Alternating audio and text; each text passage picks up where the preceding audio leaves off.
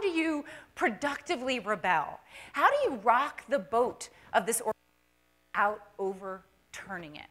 So a couple ideas here, which is, first, invite the subversive in. If you're not a natural outlaw, if you spend time with outsiders, you'll get a good hit. So back to that Wyden and Kennedy story, what they do around this is they have an artist in residence program. They share their lobby with the Emerging Arts Organization. They started an ad school inside the agency that was designed to disrupt the industry of advertising. So they do all kinds, invite the subversive in. Second, aim high.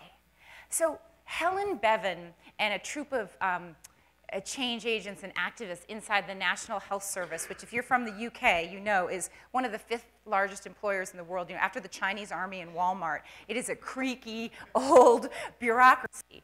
And the question that Helen and a group of trainee doctors asked themselves was, why can't we enlist the 1.7 million employees of the NHS to become activists and innovators around improving patient care? Because they've been falling down on that for a while.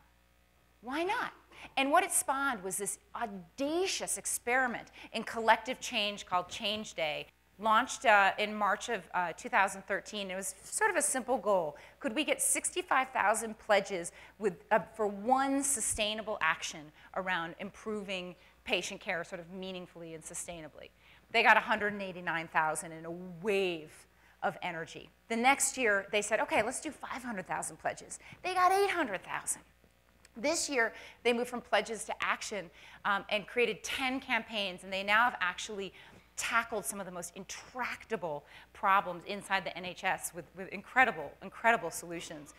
The women who started it, just sort of sparked it, were Jackie Linton and Helen Bevan. They've created a bona fide grassroots social movement inside one of the biggest hierarchies in the world.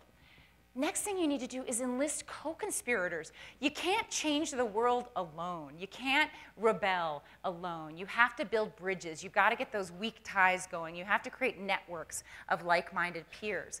And the key instruction here is to go out before you go up. When Carmen Medina, a career CIA analyst, decided she wanted to help make the intelligence community more open and transparent and connected, she and a troupe of folks created something called Intellipedia. Think Wikipedia for spies. And what she did is she went out and recruited what she called the Rebel Alliance. She didn't stay within the company or even within the bounds of the intelligence community. She just found fellow malcontents around the world. They created a really successful program. Finally, just do something.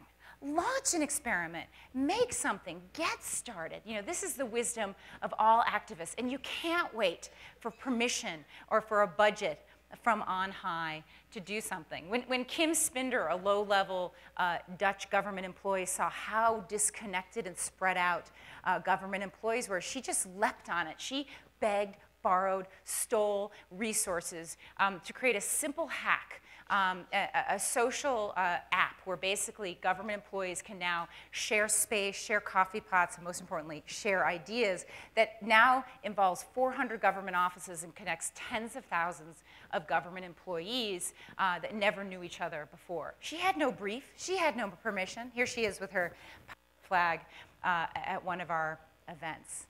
So pick a fight. Be gentle and good-hearted about it, but really shake the cage a little bit.